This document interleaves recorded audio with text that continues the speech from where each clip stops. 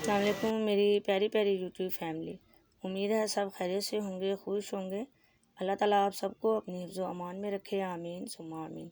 मेरी तरफ से मेरी तमाम यूट्यूब फैमिली को दिल की गहराइयों से ईद उल अज़हा मुबारक हो।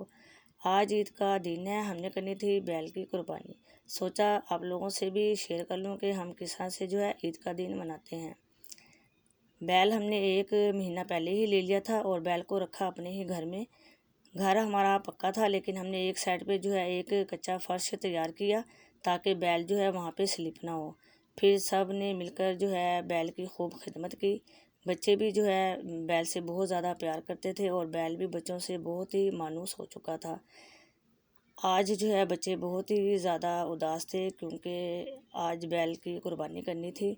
कसाई आ चुका था, इज्तिमाई जो है दुआ की गई।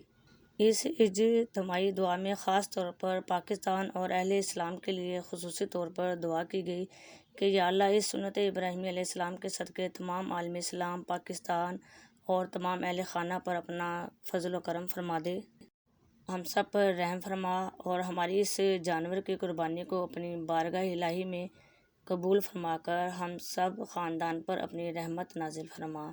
हर कदम पर आसानियाँ दे और कसीर रिज़्क़ और बरकत अता फरमा। प्यार मोहब्बत इत्तफ़ाक़ दे और सबको सेहत कामिला के साथ उम्र दराज फरमा, आमीन सुम्मा आमीन। फिर छुरी पर हाथ लगाया। जिसके नाम की कुर्बानी थी उन्होंने जो है छुरी पर हाथ लगाया। हमारे यहाँ तो इसी तरह से करते हैं, अब आपके यहाँ पता नहीं किस तरह से करते हैं, मुझे नहीं पता। लेकिन जब भी हमारे यहाँ कुर्बानी होती है, जिसके नाम की कुर्बानी होती है, वो छुरी पर अपना हाथ लगाता है। कसाई जो है अपने साथ 5-6 बंदे लेकर आया था। उसने जो है जल्दी जल्दी से बैल को ज़िबा किया और उसके पीस भी कर दिए। हमने जो है उसमें से थोड़ी सी कलेजी ले ली थी क्योंकि रोज़ा रखा हुआ था, तो हमने रोज़ा अफ्तार कलेजी से किया। जल्दी से मैंने कलेजी को धोया। सबसे पहले मैंने इसके अंदर सिरका डाल के इसको डिप करके रख दिया था ताकि इसका जो है अच्छी तरह से ब्लड निकल जाए। फिर जो है कलेजी के ऊपर जो बारीक सी झिल्ली होती है वो मैंने एक एक पीस करके पीस से उतारी। अगर ये ना उतारी जाए तो जो कलेजी है वो सख्त पकती है। फिर मैंने इसके अंदर अच्छी तरह से धोने के बाद फिर मैंने इसको गर्म पानी में जो है इसको उबाला थोड़ा सा। फिर इसके अंदर मैंने जो है लहसुन अदरक का पेस्ट डाल के, चिली फ्लेक्स डाल के इसको पकने के लिए रख दिया था। आधा घंटा जो है ये पकती रही। कलेजी अच्छी तरह से पक चुकी थी और गल भी गई थी।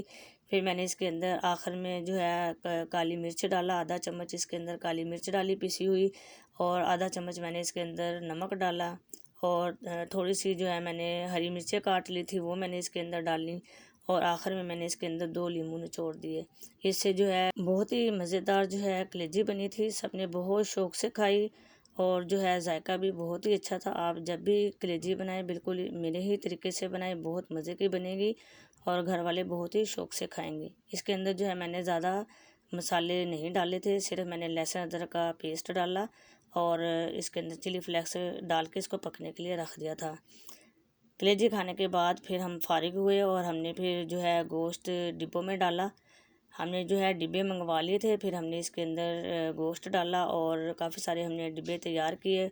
गोश्त को हमने तकसीम किया, वहाँ वहाँ दिए जहाँ जहाँ लोगों ने कुर्बानी नहीं की थी। कुछ रिश्तेदारों में तकसीम किए और कुछ जो है गरीबों में तकसीम किए, और थोड़ा सा गोश्त जो है हमने अपने लिए रखा।